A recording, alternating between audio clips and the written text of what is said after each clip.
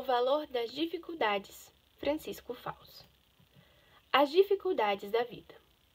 Não é fácil, não é mesmo. Quem pronunciou essas últimas palavras acabava de se aproximar de um grupo de amigos.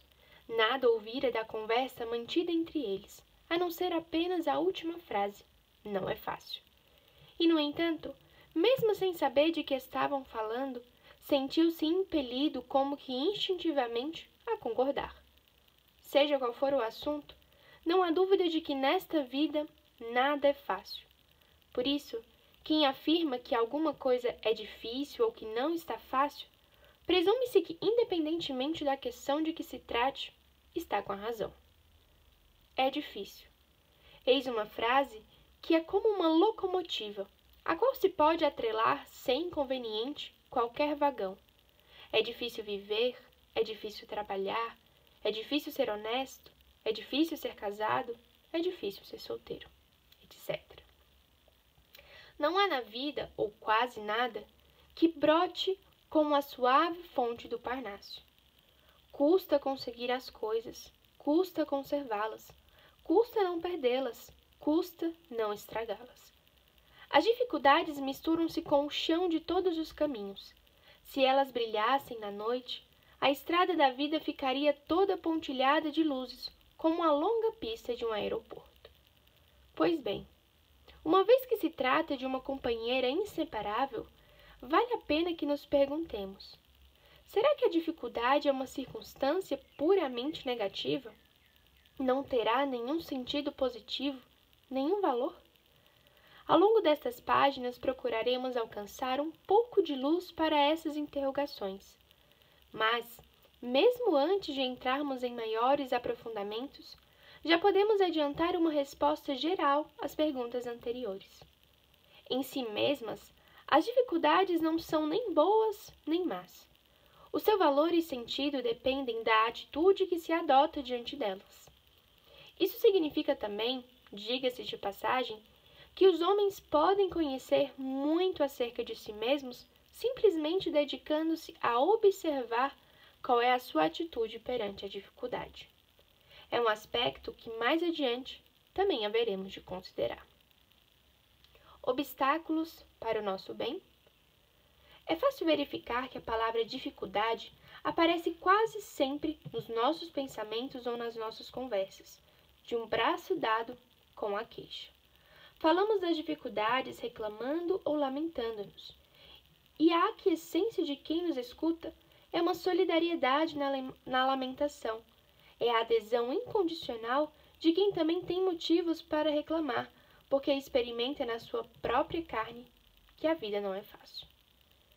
É evidente que se nos queixamos é porque vemos as dificuldades como um mal. São indesejadas e aparecem na nossa frente como pedras no meio do caminho, prontas para retardar ou complicar a consecução de algum bem que nós desejamos. Quase todos os bens que procuramos chocam-se com o empecilho das dificuldades. Elas brotam como plantas malignas para atrapalhar o bom ambiente do lar, justo agora que as coisas iam melhorando, para entravar o bom andamento do trabalho. Isto veio justamente agora para prejudicar a minha promoção, bem como para transtornar as boas expectativas de futuro. Se quiséssemos expressar em poucas palavras o que de fato nós pensamos a respeito das dificuldades, provavelmente poderia servir-nos esta breve definição: dificuldade é aquilo que surge como um obstáculo para o nosso bem. Caso concordemos com esta definição, vale a pena que prestemos um pouco de atenção às reflexões que se seguem, porque é possível que depois de as ponderarmos, percebamos que a maioria das dificuldades nem surgem de repente, como uma nuvem de verão, e nem são um verdadeiro obstáculo e nem atrapalham o nosso verdadeiro bem. O ideal e o bem. Comecemos pelo último ponto da definição que acabamos de transcrever. Qual é, na realidade, o nosso verdadeiro bem? Não há dúvida de que o conceito que temos do bem depende sempre do ideal que norteia a vida. Para um materialista, que reduz a existência à avidez dos desejos, o bem é aquilo que simplesmente o satisfaz, o que lhe dá prazer mesmo que porventura acabe redundando num mal ou num prejuízo para os outros. O egoísta sensual, por exemplo, quer ser feliz e coloca o seu bem na saciedade do egoísmo carnal, ainda que para alcançá-lo tenha que deixar mulher e filhos em situação penosa. Para o cristão, pelo contrário, o bem, a verdadeira realização de si mesmo, não é a satisfação do egoísmo, mas aquilo que a doutrina católica denomina com precisão, desde os tempos mais antigos, o bem da virtude. O amadurecimento das virtudes, com a ajuda de Deus, é o que realiza o autêntico bem do homem, e por isso mesmo faz arraigar nele uma felicidade cada vez mais profunda, cheia de paz e de plenitude interior. Quando conseguimos adquirir esta perspectiva cristã, as dificuldades começam a encarar-se de uma maneira diferente da do egoísta. Já de início, podemos fazer uma descoberta muito interessante, que a experiência se encarregará de confirmar. A rigor, não existem dificuldades que sozinhas, sem a nossa cumplicidade, possam atrapalhar o bem da virtude, isto é, que possam impedir a consecução da caridade, da bondade, da paciência, da coragem, da fidelidade, daquilo que nos faz bons e nos dá por isso mesmo a alegria. De certa forma, poderíamos dizer que a virtude é invulnerável e, além disso, é onívora, porque ela de tudo se alimenta e nada a prejudica, se nós não a prejudicarmos. A mesma dificuldade que arrasa o egoísta fortalece o santo. Dizia Santo Agostinho que o mesmo fogo faz brilhar o ouro e fumegar a palha. Para aquele que cultiva o conforto como finalidade de vida, uma doença inesperada e grave constitui uma adversidade destrutiva e pode até produzir um esmagamento brutal que conduza ao desespero. Pelo contrário, para um homem que crê firmemente em Deus, que pauta sua vida pelo amor a Deus e o amor ao próximo, essa mesma doença grave pode chegar a ser uma grande ajuda para o aprimoramento do seu amor, um meio de purificação, de crescimento e fecundidade. Uma dificuldade econômica pode introduzir numa família uma fumaça asfixiante, que vai penetrando nos corações, desgastando a paciência e envenenando os nervos, até transformar o convívio num inferno de apreensões, de queixas e mau humor. Pelo contrário, em outra família construída sobre o alicerce da fé e do amor, a mesma dificuldade financeira pode ser o grande momento de união, em que todos aceitam o sacrifício sem um lamento, apoiando-se mutuamente e procurando tornar mais amável a vida dos outros, ao mesmo tempo que cobrem com um sorriso o seu próprio sofrimento. Como se pode então dizer que as dificuldades devem ser encaradas como um obstáculo para o bem, quando temos a consciência clara de que o verdadeiro bem se encontra na virtude? Percebemos que a virtude só pode ser minada pela infidelidade pessoal e não pelas dificuldades. Ao contrário, estas podem nutri-la e fazê-la crescer, de modo que, em vez de aparecerem como obstáculos, se mostrem como meios para o autêntico bem moral. As dificuldades e a virtude. Começa, pois, a ficar claro que é mais do que duvidosa essa definição de dificuldade que inicialmente talvez nos pareça exata, aquilo que surge como obstáculo para o nosso bem. Acabamos de ver que nenhuma dificuldade pode tolher o bem da virtude. Sendo assim, deveríamos perguntar-nos, então, por que é que as dificuldades nos repugnam e nos incomodam. Talvez seja um tanto rude o que vamos ver, mas parece-nos exato. A dificuldade aborrece-nos não tanto porque obsta ao bem, mas exatamente pelo contrário, porque o exige. Não por ser um empecilho para a virtude, mas por ser um entrave ao comodismo. Se abrirmos bem os olhos, descobriremos que cada uma das nossas dificuldades concretas está a exigir a prática de alguma virtude concreta. Suponhamos, por exemplo, que estamos passando por uma situação de excesso de trabalho, que nos faz sentir angustiados. O tempo de que dispomos parece insuficiente para embutir nele tudo o que é preciso fazer. Essa circunstância, essa dificuldade, está provavelmente marcando o momento em que se nos pede que pratiquemos melhor do que nunca a virtude da ordem, que aprimoraremos os ritmos de trabalho e a intensidade com que aproveitamos o tempo. O problema pode ser uma dificuldade familiar.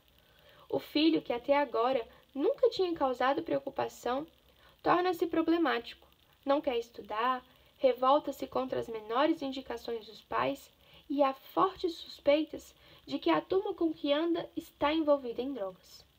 Esse problema, essa dificuldade, pode ser um sinal forte de que é preciso que os pais se deem mais ao filho, amadurecendo nas virtudes que tornam eficaz a sua ajuda, mais compreensão, mais diálogo, dedicação de tempo, mais sacrificada. Numa palavra, as dificuldades são um apelo à virtude e, portanto, à autorrealização. As dificuldades subjetivas. Como se depreende dos exemplos anteriores mencionados, tínhamos em vista dificuldades objetivas, isto é, situações independentes da nossa vontade, que nos colocam perante a alternativa de sofrer um abalo ou enfrentar com coragem um maior nível de exigência moral. Mas haveria muito que dizer, muito mesmo, sobre um outro grupo de dificuldades que nada tem de objetivas, as dificuldades subjetivas, que vão sendo geradas não pelas circunstâncias ou pela má vontade alheia, mas pelo nosso próprio egoísmo, pelo comodismo ou pela falta de generosidade. Muitas vidas tristes, cheias de lamentações, estão povoadas dessas dificuldades que não têm nenhuma base real e, no entanto, tornam as pessoas infelizes. Não pensamos apenas nas dificuldades imaginárias das pessoas doentias, que prevêem o negativo, o possível de outras adversidades, diria Guimarães Rosa, mesmo antes de terem começado a agir. Tais pessoas foram denominadas com justeza vitimadas prévias, que em sua mente angustiada gemem com as dores de atropelamento antes de terem posto um pé na rua ou avistado um carro. Pensemos em nós. Talvez percebamos que a maior parte das dificuldades e contratempos que sofremos não surge, aqui está outra palavra duvidosa daquela definição anterior, mas somos nós que as fazemos surgir. É óbvio que para o homem mole, qualquer exigência normal do dever, ter que trabalhar submetido a prazos, ter que dedicar-se aos filhos no fim do expediente, é uma grande dificuldade. É comum as pessoas chamarem problemas as manifestações mais comuns dos deveres diários. Dir-se-ia que, para elas, o conceito de normalidade consiste na lei do mínimo esforço. Caberia lembrar a essas pessoas, modificando um pouco o conhecido refrão: diz-me de que dificuldades te queixas e dir-te-ei como és. Seria muito bom que nos dessemos conta de que, com frequência, as nossas queixas e reclamações são traços que desenham um autorretrato do nosso egoísmo. Atitudes perante a vida. Com isto, passamos a uma ideia de que apontávamos no início destas páginas, quando dizíamos que o valor e o sentido das dificuldades dependem da atitude que tomemos diante delas. Agora podemos perceber que a própria existência de dificuldades depende da atitude que adotemos diante da vida. Vale a pena que, para o início de reflexão, façamos a nós mesmos uma pergunta bem direta: que é que eu procuro na vida? A resposta da maioria de nós será provavelmente que na vida procuramos muitas coisas, mas de fato há algumas delas que são como que a meta, o cerne, o centro último das aspirações, dos desejos e sonhos.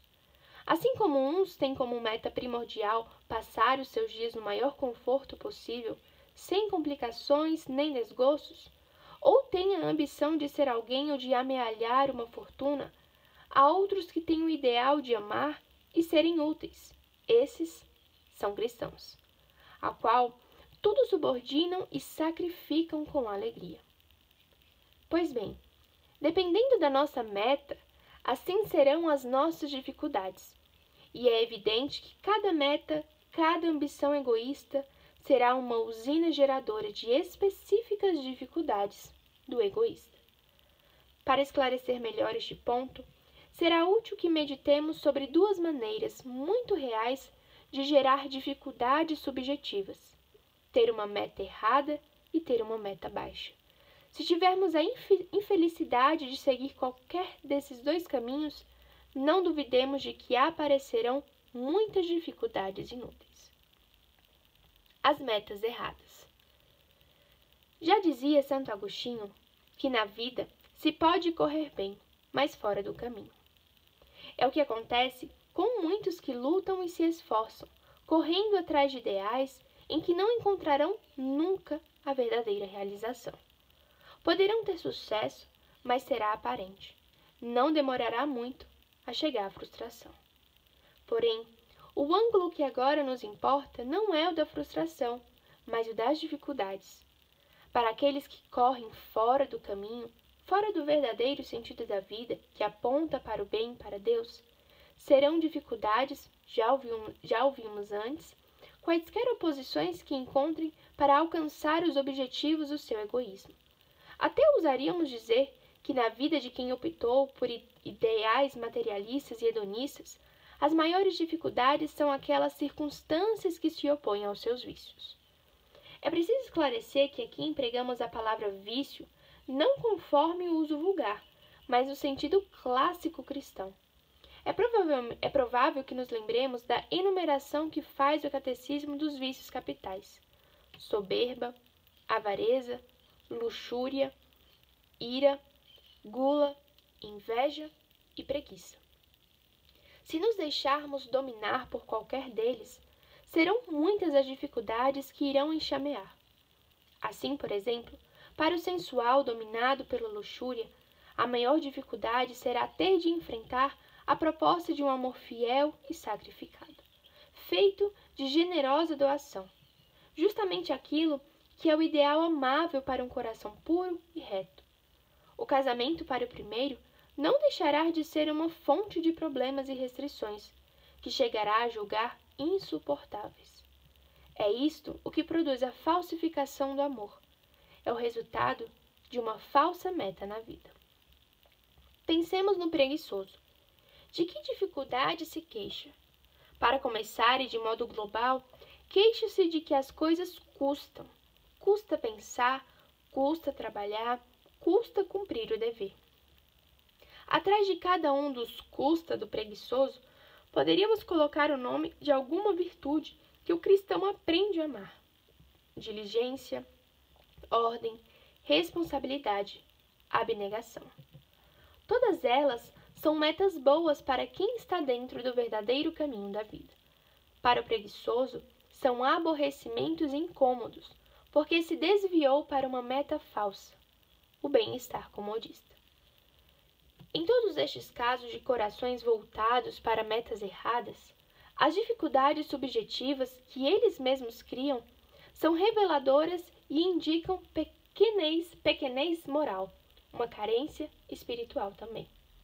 Para dizê-lo de maneira mais clara, indicam uma mentira existencial, porque o ser humano não tem como fim e razão da vida essas metas do egoísmo, mas as da grandeza moral.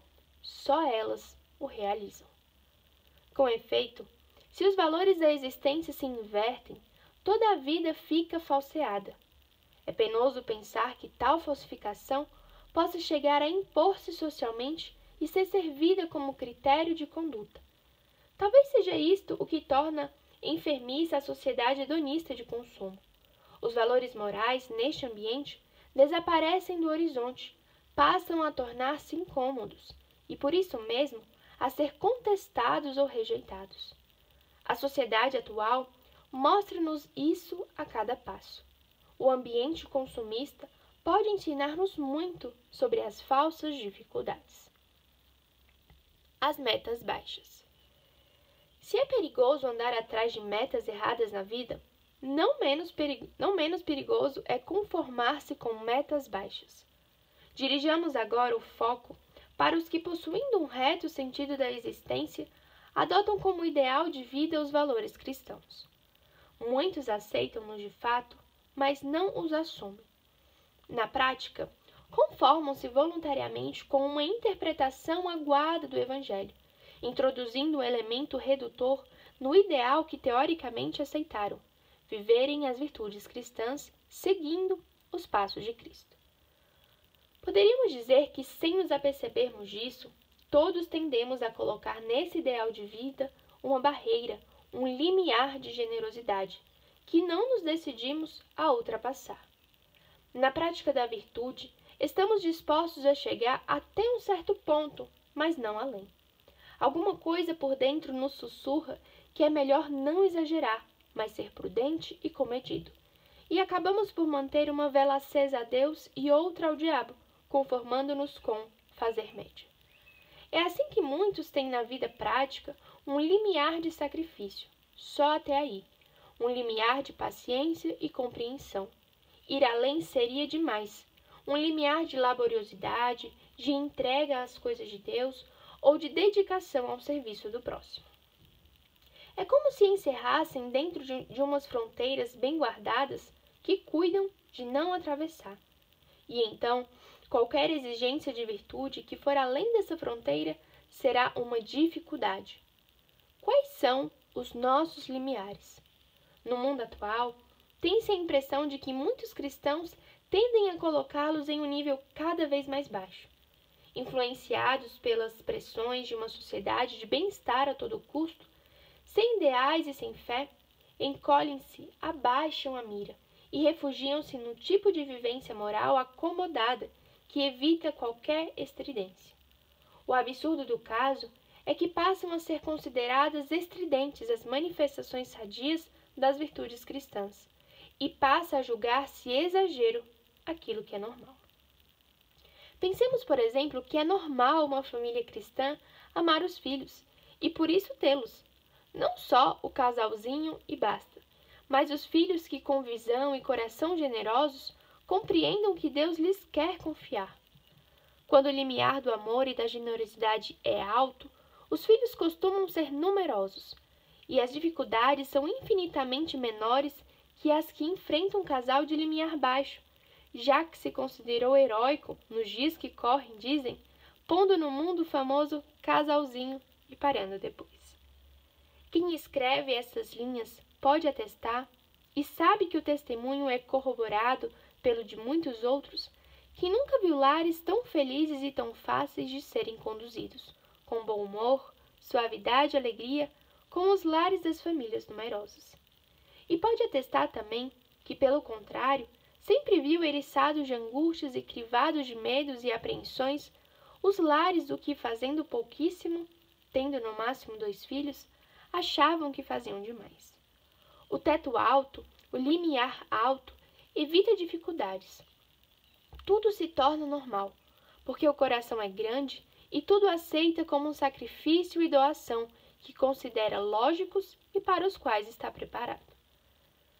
Seria muito bom que meditassem nisto muitos casais que se sentem aflitos e sobrecarregados.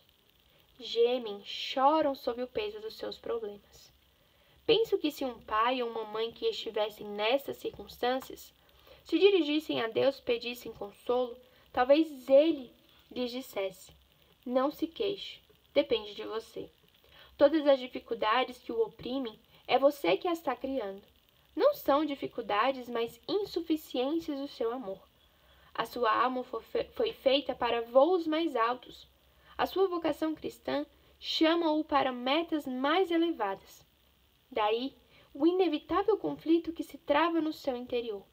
Só sairá dele quando se resolver de uma vez por todas a quebrar o seu teto baixo, a escancarar as portas da generosidade do seu coração.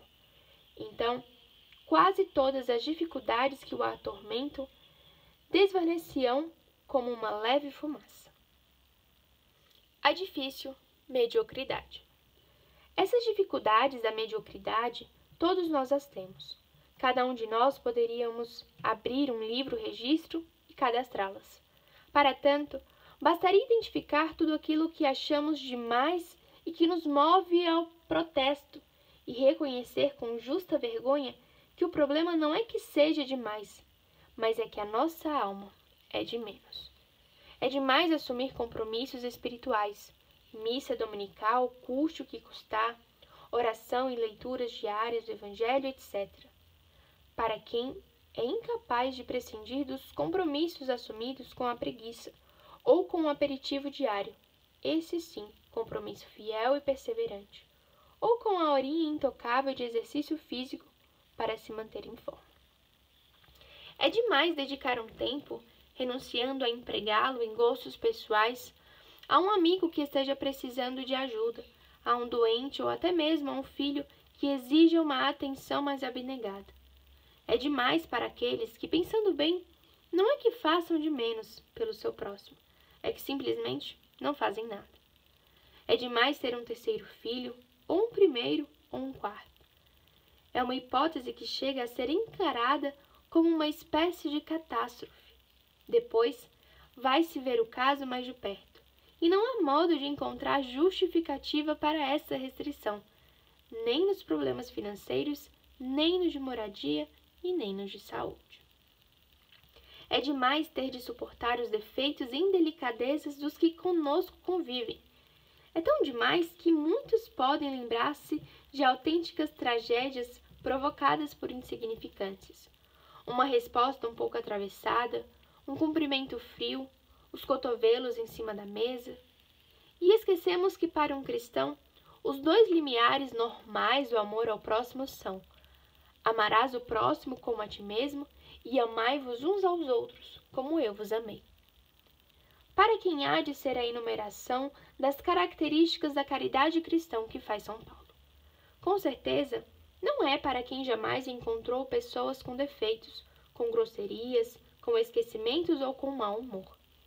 São Paulo não escreve para anjos, mas para homens, quando dá como limiar normal da caridade o seguinte: a caridade é paciente, a caridade é benigna, não é invejosa, não é jactanciosa, não se ensoberbe, não é descortês, não é interesseira, não se irrita, não guarda rancor, não se alegra com a injustiça, mas compraz-se na verdade. Tudo desculpa, tudo crê, tudo espera, tudo sofre. A pessoa que aceita como norma de vida este programa dificilmente se queixará de dificuldades na família ou no ambiente profissional. O que para outros seriam dificuldades, para o cristão de limiar alto e sadio, são ocasiões diárias de amar e de servir. As fronteiras do coração. Quer isto dizer, portanto, que o problema de grande parte das nossas dificuldades se reduz a um problema de ampliação das fronteiras do coração. É preciso que nos decidamos a elevar o nosso nível de normalidade, sem nos deixarmos dominar pelos níveis que o ambiente pretende impor. Neste ponto, o cristão deve ser especialmente firme e coerente. Caso contrário, facilmente se deixará arrastar pelo fluxo de um meio social onde cada vez mais se torna mais comum que até mesmo aquilo que é francamente anormal se normalize e se imponha como lei. Hoje em dia as coisas são assim, as coisas mudaram. O que causa estranheza, não faltará quem o diga, é que um homem, decorridos 2 ou 3 anos, ainda esteja com a mesma mulher com que se casou. O mundo parece mergulhar aceleradamente na idolatria do agradável, do fácil e do cômodo. Facilidades da técnica, que nasceram como meio de a pessoa se organizar e trabalhar melhor, de aproveitar melhor o tempo, de possuir maior informação, vão se transformando em utensílios de amolecimento. Tende-se a amar o fácil por ser fácil, o agradável por ser agradável, sem cuidar de discernir se é certo ou se é bom. O homem que se deixa dominar por esses critérios fica moralmente enfraquecido e chega a não ver sentido naquilo que dá sentido à vida, só porque o considera difícil. Não vê sentido no amor-doação, na renúncia para servir, no sacrifício para ser fiel, em suma, nos valores morais que forjam a grandeza do homem. Daí a necessidade, urgente necessidade, de os cristãos alargarem as fronteiras do coração, para assim trazerem um sopro de vida a este mundo que parece estar perdendo a alma. Ora, esse sopro renovador só será dado ao mundo pelos que estiverem dispostos a rever os níveis dos seus ideais e a elevar o teto da sua normalidade.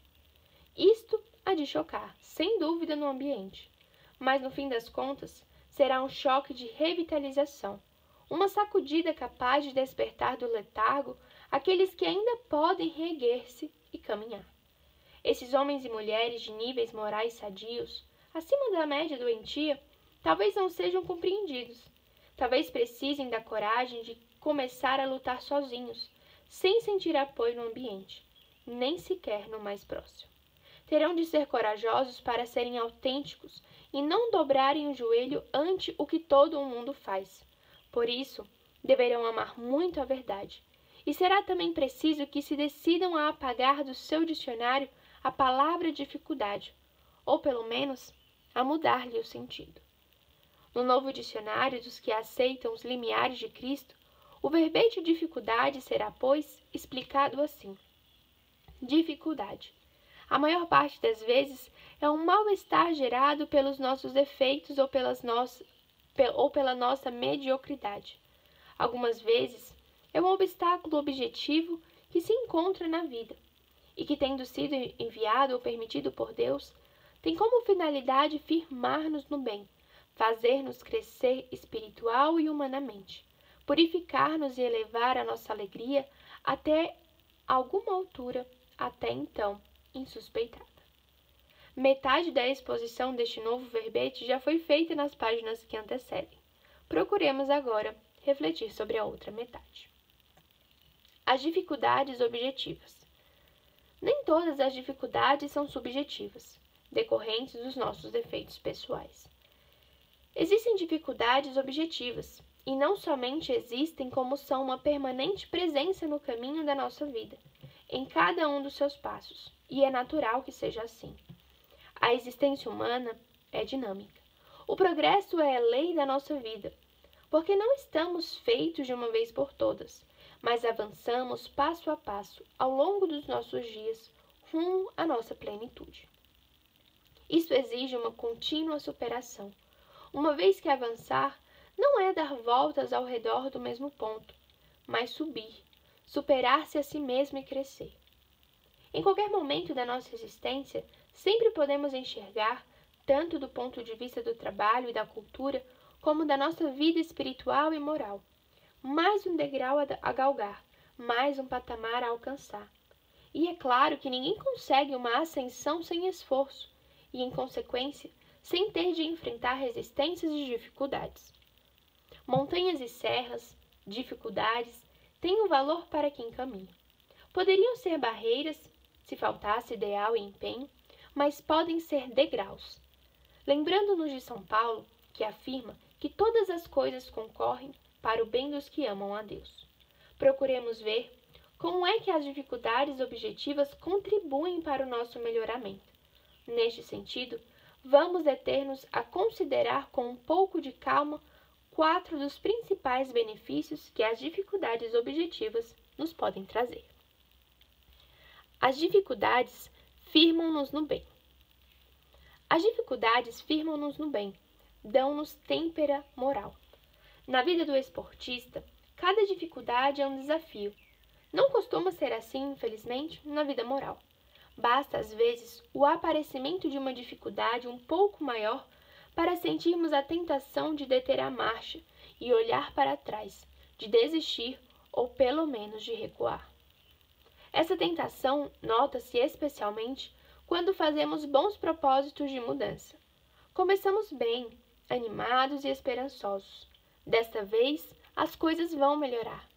Mas lá vem logo, como um balde de água fria, uma dificuldade não esperada. Pelo menos, não esperada, tão cedo. Imaginemos um pai de família que um belo dia se propõe a sair do seu proverbial mutismo e ultrapassar as habituais respostas monossilábicas e secas.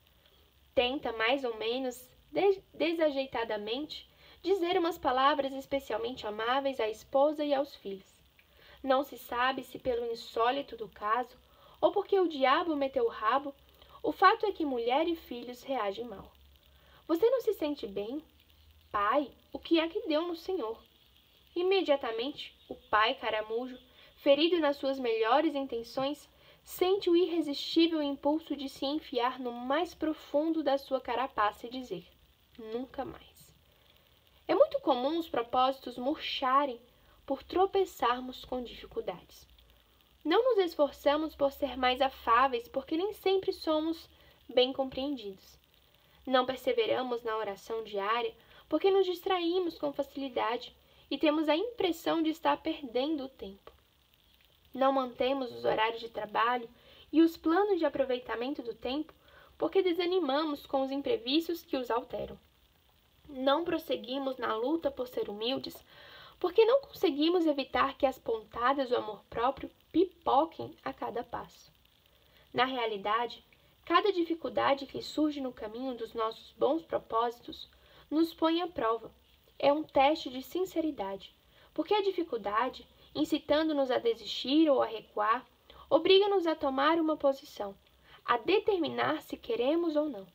Com efeito, cada dificuldade provoca uma certa hesitação e, por isso mesmo, nos exige uma decisão.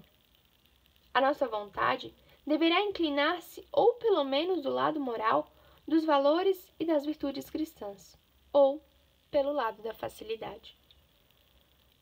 Certamente, a dificuldade nos abala, mas também é como se, por assim dizer, nos obrigasse a fixar o olhar num valor moral superior, um valor difícil, mas autêntico.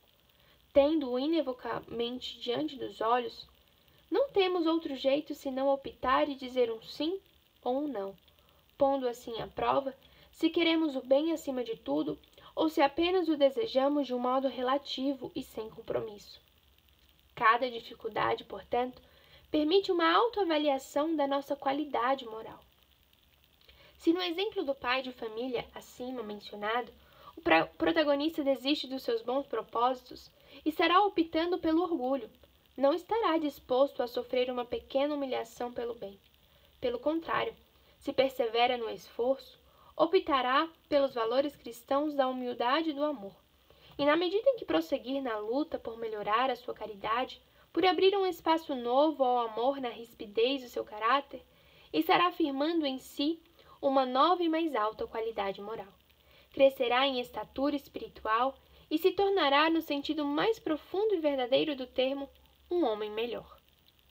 Quando sentimos, portanto, o desânimo, que perante uma dificuldade nos impele a pensar que não dá, devemos convencer-nos de que a verdade se encontra na posição contrária. Somente assim é que dá. Isso é, somente enfrentando e superando uma dificuldade colocada no caminho da virtude, é que a mesma virtude se consolida e se torna forte. As tentações nos experimentam.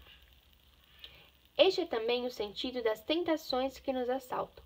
Pelo menos, é um dos seus principais significados positivos dentro dos planos de Deus. Entendemos por tentação tudo aquilo que, vindo de dentro ou de fora de nós, nos incita à prática, por pensamentos, palavras, ações ou omissões, de um mal moral, de um pecado. A circunstância de a tentação nos inclinar para o mal não significa que ela, quer proceda dos nossos desejos desordenados, quer dos outros, quer do tentador, seja algo negativo aos olhos de Deus. Se prestarmos atenção ao texto do Pai Nosso, perceberemos que nessa oração, Cristo nos ensina a pedir de modo absoluto: livrai-nos do mal. Mas não ensina o mesmo em relação às tentações. Não nos faz pedir a Deus, ao Deus Pai, que as elimine de nossa vida, mas que não nos deixe cair nelas.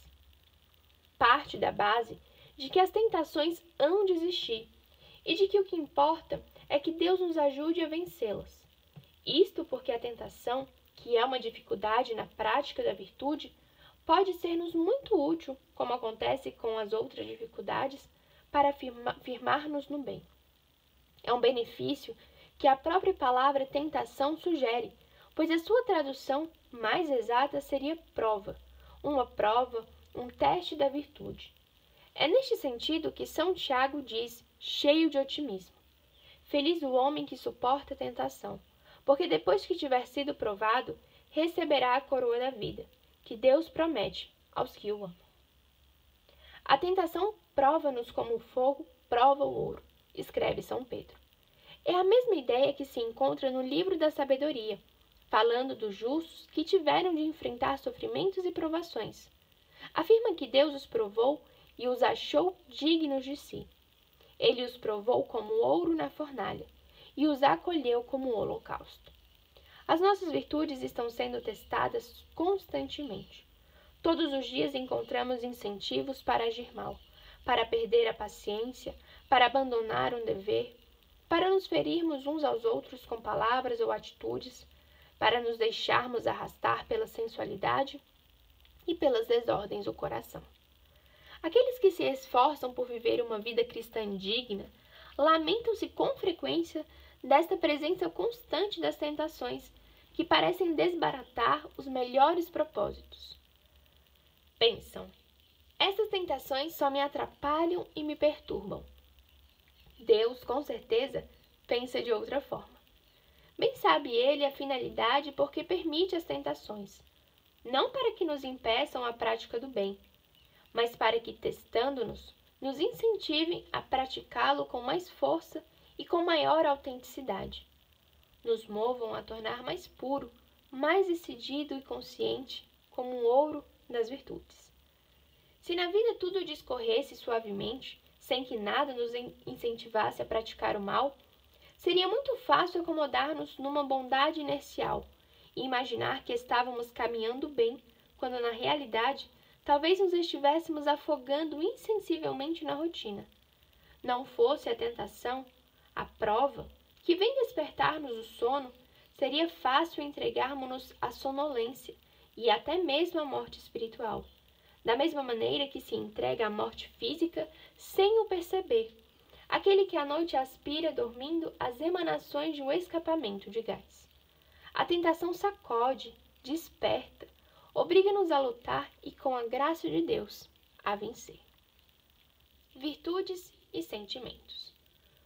Uma das grandes vantagens das provas por que passamos é o fato de que elas nos libertam dos enganos da bondade sentimental. As virtudes não consistem em sentimentos, e menos ainda em sentimentalismos, mas em bons hábitos práticos, que devem ser vividos em todas as circunstâncias, favoráveis ou adversas. Sentir-se bem, experimentar o gosto pelos bons sentimentos de amor e de bondade, não quer dizer ser bom. A bondade mede-se, não esqueçamos, pela prática de atos de virtude, especialmente os atos de virtude difíceis.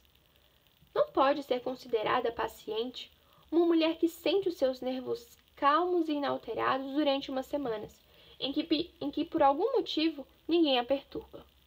Será paciente se souber manter-se serena e equilibrada no meio de uma chuva de contrariedades, falta de dinheiro, os filhos que se tornaram impossíveis, o marido que acaba de perder o emprego e, coincidentemente, o preço da cesta básica que subiu. Existem alguns, dizia São Gregório Magno, já no século VII, existem alguns que querem ser humildes, mas sem serem desprezados. Querem contentar-se com o que têm, mas sem padecer necessidade. Querem ser castos, porém, sem mortificar o corpo. Ser pacientes, mas sem que ninguém os injure. Quando querem adquirir as virtudes, fugindo ao esforço que as virtudes trazem consigo, é como se, ignorando e nada querendo saber nos combates no campo de batalha, quisessem ganhar a guerra vivendo comodamente na cidade. Um sentimento não provado pode ser falso, e tem o perigo de induzir-nos à vaidosa autocomplacência de quem pensa: como sou bom, e se deixa invadir pelas emanações do orgulho, como um perfume enganoso destampado no coração. A tentação, portanto, é boa. Em certo sentido, é até necessária. Santo Agostinho chega a dizer que nesta peregrinação em que consiste agora a nossa vida, não pode deixar de haver tentações, porque o nosso melhoramento realiza-se através da tentação. Ninguém se conhece a si mesmo se não for tentado. Ninguém pode ser coroado se não tiver vencido. Não pode vencer se não tiver lutado. E não pode lutar a não ser tendo tido tentações e inimigo. Conhecimento próprio. O teste das provações é ainda importante para o conhecimento próprio. Santo Agostinho, que possuía uma vasta experiência pessoal nesta matéria, tem toda a razão ao dizer que ninguém se conhece a si mesmo se não for tentado. Aí temos, por exemplo, o caso de uma professora que sempre se julgou aberta e compreensiva, inclinada a relevar as faltas de alunos e colegas. Costumava dizer: todos somos humanos, todos temos defeitos. É preciso saber desculpar a todos. E, de fato, tinha uma afabilidade proverbial, até que um belo dia começou a perceber alguma coisa estranha na escola. Não mais a convocavam para reuniões de estudo e planejamento. Alegando desculpas, tiraram-lhe uma das classes. Percebia cochichos na sala de professores que se calavam mal ela aparecia no local. Pouco demorou a perceber a manobra. Estavam armando uma intriga para encostá-la e colocar outra em seu lugar. A panelinha dominante tirava-lhe o tapete de sob os pés. Começou a sentir que lhe faltava o ar. Uma onda quente subia-lhe a cabeça e se transformava num redemoinho, em que giravam vertiginosamente sentimentos de ódio, de vingança, de amargo ressentimentos. Surpreendia-se maquinando revides, deixou passar alguns dias, tentou acalmar-se, rezou. E então percebeu que no momento da prova, a sua compreensão se lhe revelava mais fraca do que imaginara. Sentia-se como que incapaz de viver, na hora da verdade, o que sempre apregoara. E assim, a tentação do ódio e do rancor fê-la cair em si. Teve que enfrentá-la. Restava-lhe um caminho muito difícil. Sem dúvida teria que defender a sua causa, que era justa, com os meios lícitos ao seu alcance, mas sem admitir que o ódio, a inimizade ou o espírito de vingança se apossassem do seu coração. Se no caso hipotético da professora, esta, com a ajuda de Deus, vencesse, ter-se-ia transformado finalmente, graças a essa prova, que se lhe abriu os olhos para conhecer-se numa mulher realmente boa e compreensiva. Alguém que, sem abdicar da justiça, seria capaz de perdoar. Nas palavras acima citadas, Santo Agostinho agradece ainda ao inimigo o favor que nos presta permitindo-nos a vitória. É um pensamento que nos faz lembrar o que escreve Saint-Exupéry em Cidadela. Só existimos na medida em que temos um inimigo. Em certo sentido, estas palavras encerram uma grande verdade. Moralmente falando, só existimos na medida em que lutamos contra os fortes puxões do inimigo da virtude.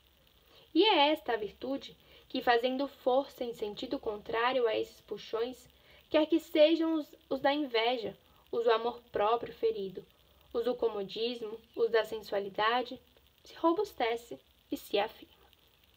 Em suma, podemos afirmar que um dos benefícios das provas é revelar-nos a fraqueza das nossas virtudes. Com isto, as provas ajudam-nos a fazer uma coisa que nos é muito necessária: colocar a luta pelo aprimoramento moral lá onde é realmente necessário. Encontramos às vezes, diz von Hildebrand, certos homens animados de grandes desejos de se aperfeiçoarem, mas que fazem incidir a sua atenção sobre faltas puramente imaginárias, deixando subsistir descuidadamente os seus verdadeiros efeitos. Quanta boa vontade mal barata, quantas energias perdidas, quanto tempo desperdiçado, se nos entretivermos a lutar contra moinhos de vento, procurando as nossas faltas onde elas não estão. Muitos julgam descobrir os principais perigos onde nada os ameaça, e passam por altos o verdadeiro risco. Devemos pedir e agradecer a Deus a graça de nos abrir os olhos para os perigos verdadeiros, indicando-nos onde devemos enrijecer a luta. A tentação e a prova são umas excelentes abridoras de olhos. As dificuldades fazem-nos crescer. Essas reflexões levam-nos quase que espontaneamente a um segundo benefício das dificuldades objetivas. Elas nos fazem crescer. Pelo que foi dito antes, Esta conclusão quase que se impõe por si, mas não é supérfluo analisá-la um pouco mais de perto. É um fato evidente que não cresce aquele que fica detido num ritmo espiritual de simples manutenção das suas virtudes e qualidades. Não são poucos os homens parados que, como equilibrista, se mantêm na corda bamba de uma certa bondade, mas não avançam um só passo.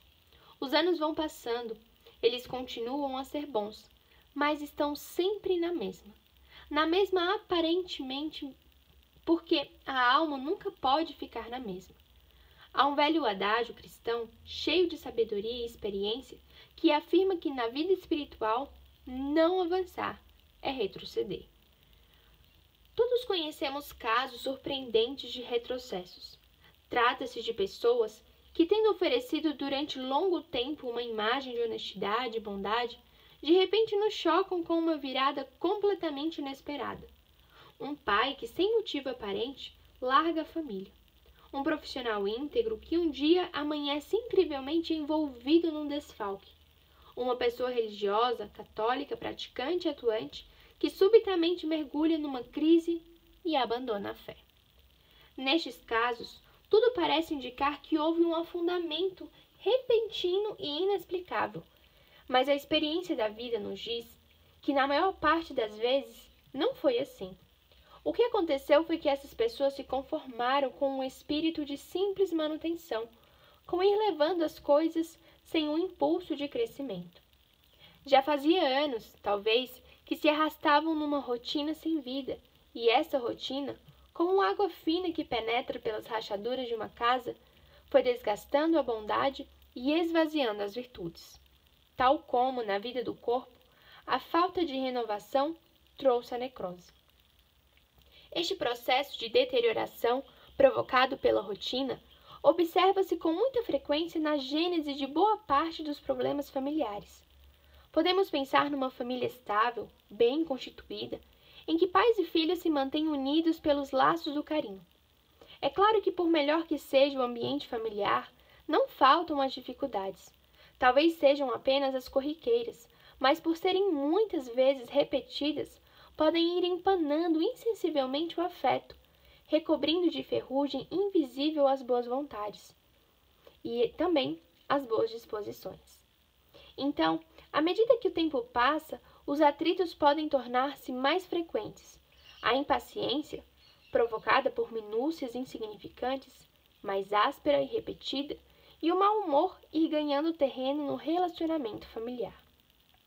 Certamente, não deixará de haver momentos em que os defeitos de um ou de outro se acentuem, e então a irritação poderá tornar-se explosiva. Bem sabemos como uma reação brusca, um comentário ríspido, um surto de ira, uma crítica ferina, costuma provocar outra reação mais brusca ainda, e assim acaba se dando origem a uma reação em cadeia de mágoas, de acusações, de decepções e desentendimentos capazes de desandar para um desfecho catastrófico. A recusa de crescer. Caso nos perguntemos o que houve num processo deste tipo, possivelmente a primeira resposta que nos vem ao pensamento seja: houve dificuldades, uma chuva de pequenas dificuldades, uma poeira desgastante e insuportável de dificuldades. No entanto, a resposta verdadeira é outra. O que houve foi uma recusa do dever moral de crescer. Na realidade, cada pequena dificuldade estava pedindo um pouco mais de paciência, um pouco mais de generosidade, um pouco mais de abnegação e esquecimento próprio, um pouco mais de humildade. Cada dificuldade era um apelo para se crescer em algum aspecto de uma virtude, mas o coração estava acomodado e não foi capaz de dar esse algo a mais. Cada dificuldade, grande ou pequena, indica, por assim dizer, o tipo de crescimento espiritual que Deus espera de nós.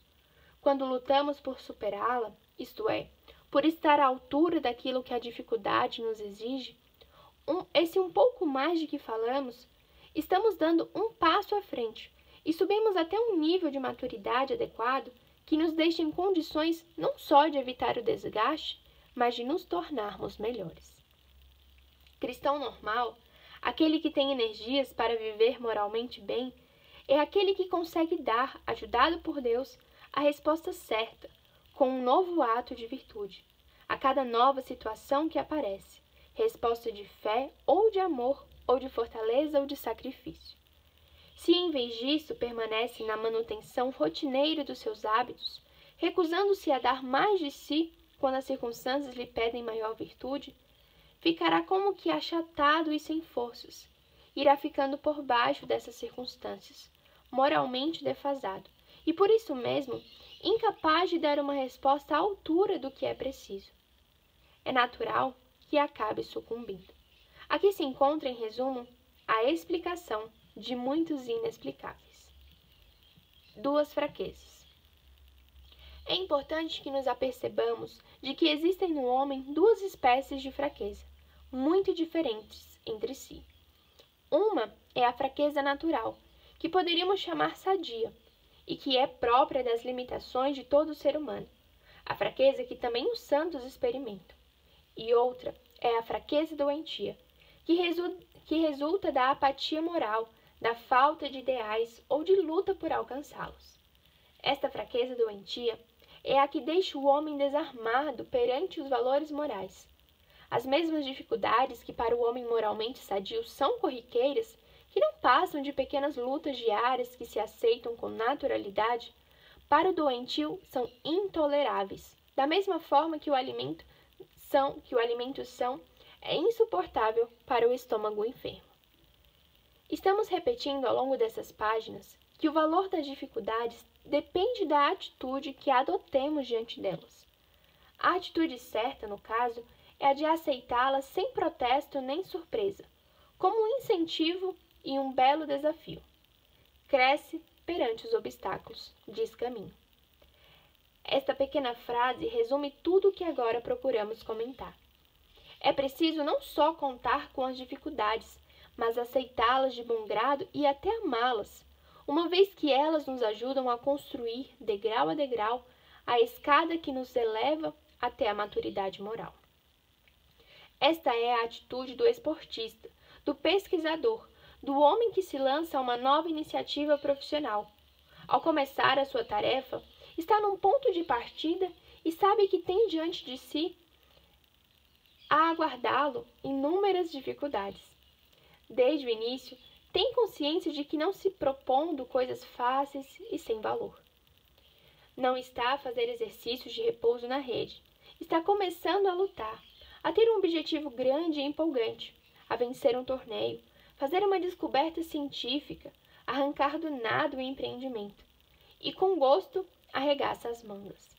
Se há dificuldades, e necessariamente tende a havê-las, elas serão um estímulo diário, um motivo de criatividade e de melhor desempenho.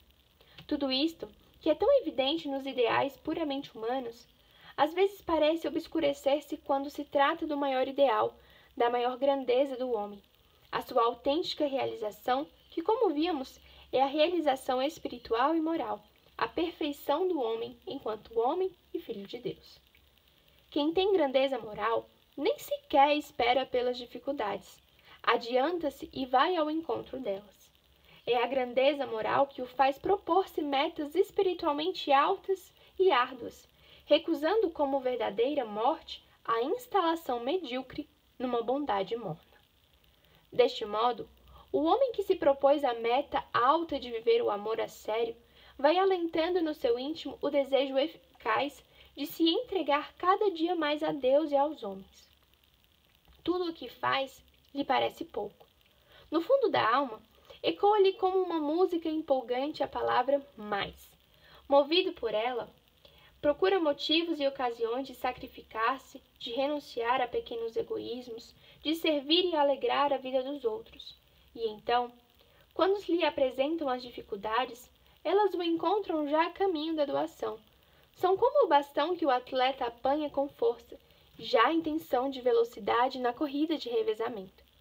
O homem generoso não é surpreendido pelos obstáculos, pois não estaciona na bondade fácil, mas está em carreira acelerada para a bondade difícil. A bondade difícil. Seria muito interessante que cada um de nós se perguntasse qual é a sua bondade difícil. Com um pouco de sinceridade, não demoraríamos a descobri-la. Para uns é a abnegação, para outros a compreensão, para outros a intensidade e perfeição no trabalho, para outros a serena paciência. Para cada um, aquelas virtudes que nos maus momentos nos sentimos inclinados a julgar como impossíveis. Eu não fui feito para isto. Isto comigo não dá. Nunca vou conseguir.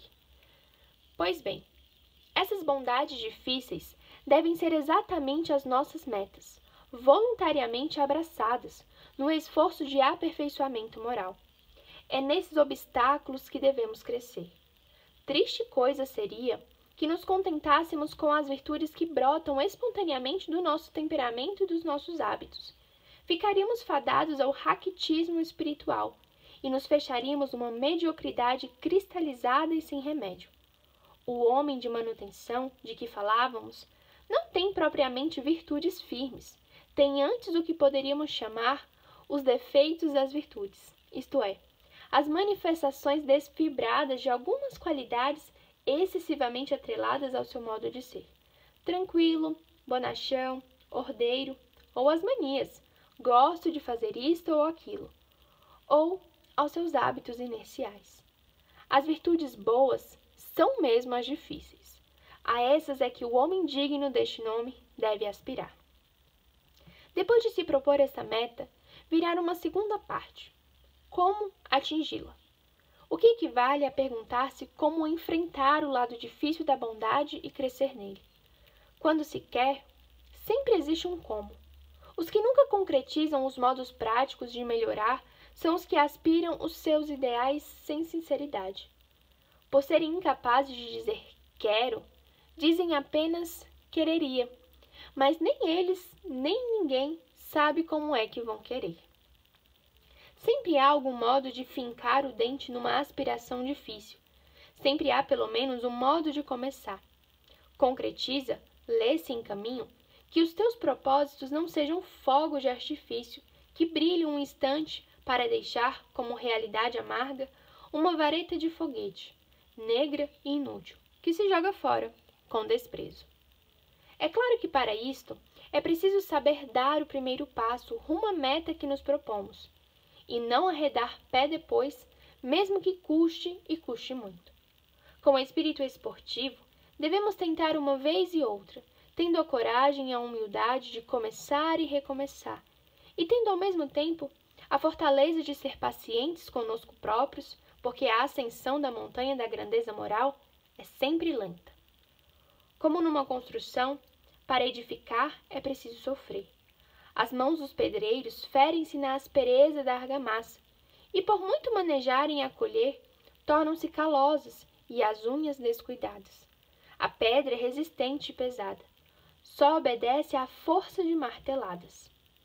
É teimosa e cheia de arestas pontiagudas e cortantes. Não seria possível construir sem martelo e sem ruído, sem violência nem golpes, por meio de um simples desejo? Todos os que têm medo de realidade esbanjaram assim o seu tempo em fantasias. Meu Deus, fazei-me amar o trabalho rude. As dificuldades purificam-nos. Eis o terceiro benefício que as dificuldades nos proporcionam, quando sabemos enfrentá-las com grandeza de espírito. Não creio que nenhum de nós tenha a pretensão de ser puro. Por pouco que nos conheçamos, temos a consciência de que mesmo as nossas melhores qualidades andam misturadas com impurezas, isto é, com deficiências, imperfeições e defeitos. Dentro dos nossos ideais mais elevados, não raro se encontram laivos de vaidade ou ambição. O próprio afeto que dedicamos aos outros apresenta ainda rebarbas de egoísmo. E até a nossa vida religiosa não deixa de estar sombreada por interesses menos puros. Desejamos amar a Deus, mas ainda o procuramos demais como um instrumento do nosso bem-estar interior. Não o amamos por ele, com puro amor. A luta que purifica. É claro, por isso, que as nossas melhores qualidades, quando nos esforçamos por exercitá-las, deparam com dificuldade. Neste caso, as dificuldades podem ter o efeito benéfico de um choque, que ao fazer saltar a faísca, ilumina um ponto de escória que se achava escondido no meio do ouro. Evidenciam uma impureza que não tínhamos consciência, e com isso nos abrem um caminho para começar a eliminá-la da nossa vida. Lembro-me de certa pessoa que, à semelhança de um dos casos anteriormente citados, desejava ardentemente espalhar à sua volta, entre os que com ela conviviam, uma maior bondade e alegria. Para tanto, começou por fazer o propósito de dar a todas as suas palavras e conversas no tom positivo, não criticar, não contradizer futilmente o que os outros dissessem, não externar opiniões pessimistas. Pôs mãos à obra com a maior boa vontade e comprovou com certo desapontamento que tudo continuava praticamente na mesma. Seu desejo de fazer o bem chocava-se com a dificuldade da incompreensão, da falta de receptividade por parte dos outros. Pôs-se a refletir sobre o aparente enigma desse fracasso. Deu-se a faísca e a luz. Pela primeira vez na vida percebeu, com a melhor das intenções, que falava demais. Tentava eliminar comentários negativos, mas não tinha atinado com a necessidade de limpar a sua tendência pouco pura de inundar os outros com uma torrente de palavras e de falar demais de si mesma. O choque levou à atitude humilde de escutar mais e falar menos, de não pensar tanto em amar os outros, à moda dela, mas em amá-los à moda deles. Quer dizer, tendo muito mais presente o que cada um deles precisava. A dificuldade trouxe-lhe uma maior pureza, e o seu desejo de espalhar alegria tornou-se mais eficaz. Mencionávamos acima que até a vida religiosa, a nossa relação com Deus, pode estar tingida de interesse. É uma impureza que dificilmente perceberá quem não leve as coisas de Deus a sério.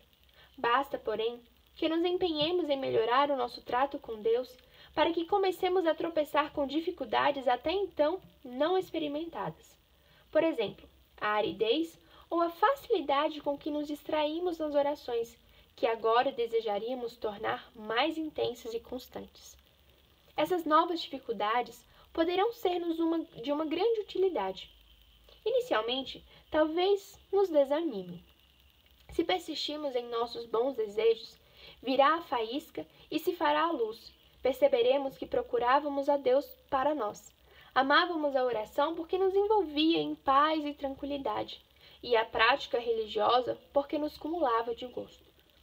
A dificuldade da aridez poderá abrir-nos os olhos e levar-nos a compreender que nada há de mais belo do que manter-se fiel às práticas religiosas, com gosto ou sem gosto, para agradar a Deus. E assim, poderemos limpar a nossa vida religiosa da impureza espiritual. Deus intervém. Há, porém, um outro caminho, melhor que o que acabamos de mencionar, para conseguirmos a purificação progressiva daquelas virtudes que em nossa vida já são boas, as contrariedades que nos fazem sofrer. Não é nossa intenção, nessas páginas, abordar o tema do sentido cristão do sofrimento. Por isso, limitamo-nos aqui a focalizar as contrariedades cotidianas, entendendo por contrariedade o pequeno acontecimento desagradável que sobrevém sem que nós tenhamos responsabilidade ou influência sobre ele, desde o osso do pé trincado ao escorregarmos na escada, até uma chuva torrencial que intercepta o trânsito, ou a desagradável descoberta de que nos foi furtada no ônibus a carteira com todos os documentos. Em si, acontecimentos deste tipo parecem sem sentido nenhum. Quando muito, atrapalhações um tanto absurdas que devemos aceitar, que remédio, sem deixar que os nossos nervos fiquem excessivamente abalados. Podemos reagir dizendo: paciência, são contrariedades inevitáveis, temos que aprender a conviver com elas. Se realmente tivéssemos fé, iríamos além. Não vamos dizer que essas contrariedades tenham sido sempre enviadas diretamente por Deus, mas devemos pensar que nelas está, sim, a mão de Deus. Se Deus não as enviou, e certamente Ele não queria um pecado, como o furto no ônibus, Ele as permitiu. não teria deixado que acontecessem se, na sua sabedoria infinita, não visse que nos podiam trazer-nos um bem. Mais de uma doença grave foi o começo de uma conversão. Em ponto pequeno, cada contrariedade pode ser ocasião de uma pequena conversão. Acabar sorrindo após um furto, ao pensar nos cruzados perdidos e na burocracia que nos espera para nos reaver os documentos, é um ato de liberdade e desprendimento que engrandece a alma.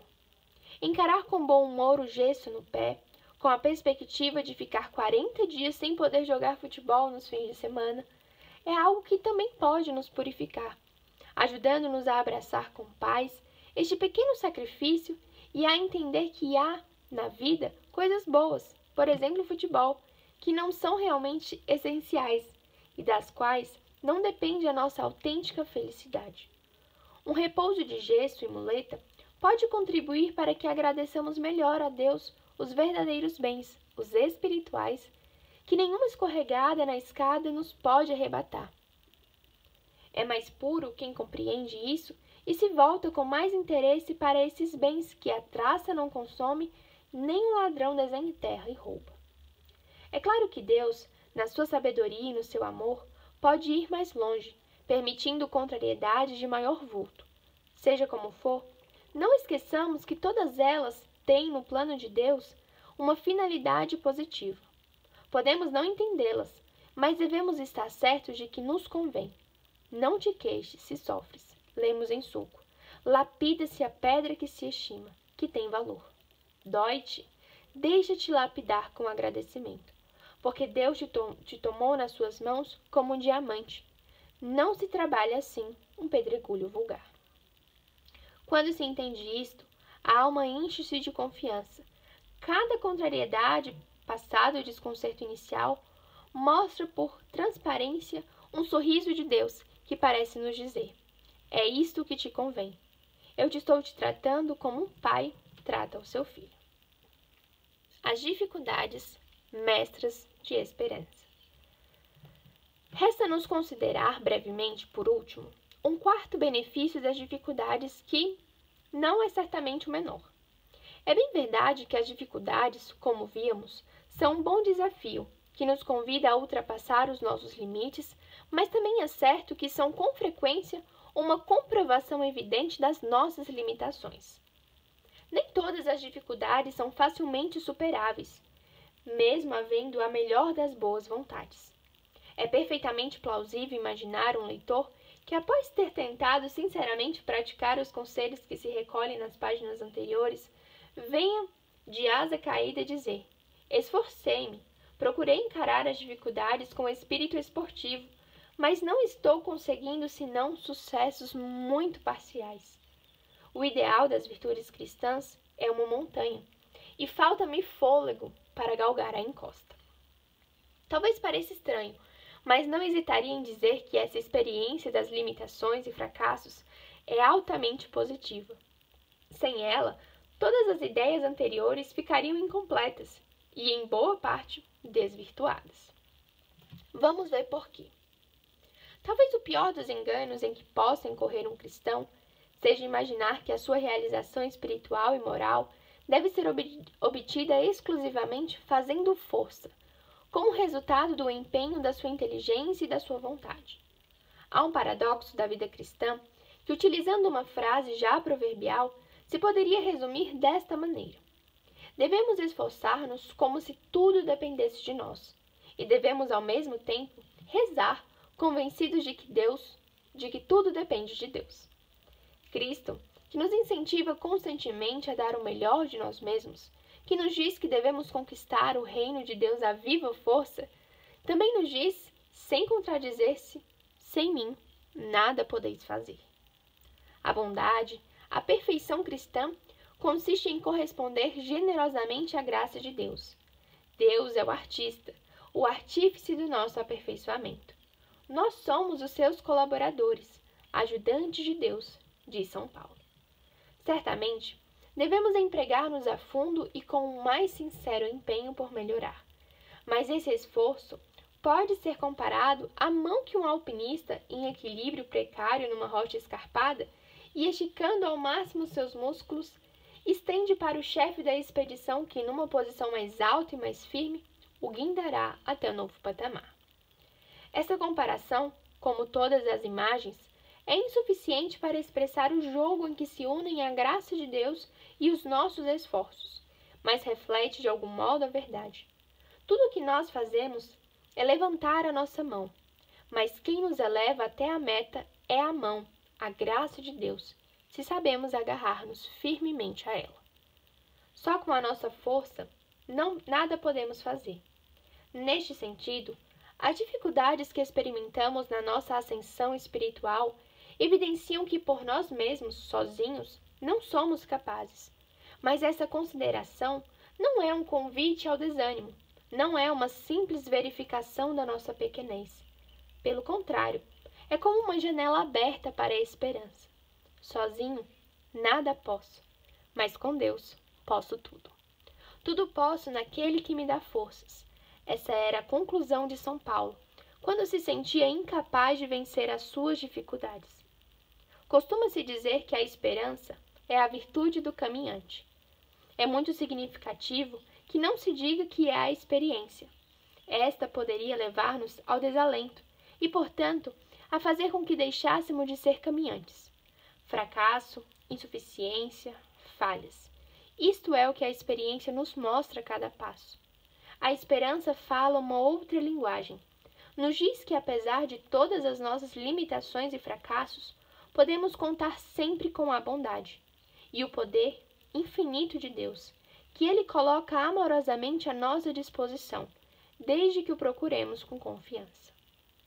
Todos devem colocar uma esperança bem firme no auxílio de Deus, porque assim como Ele começou em nós o bom trabalho, assim também o tornará perfeito e o levará a bom termo, a não ser que não se coopere com a sua graça.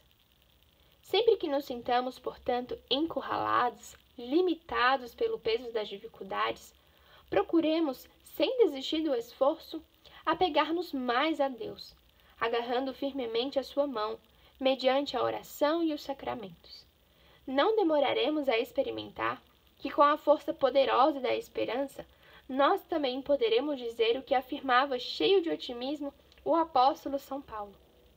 De todas essas coisas, dificuldades sem conta, saímos mais que vencedores, por aquele que nos amou.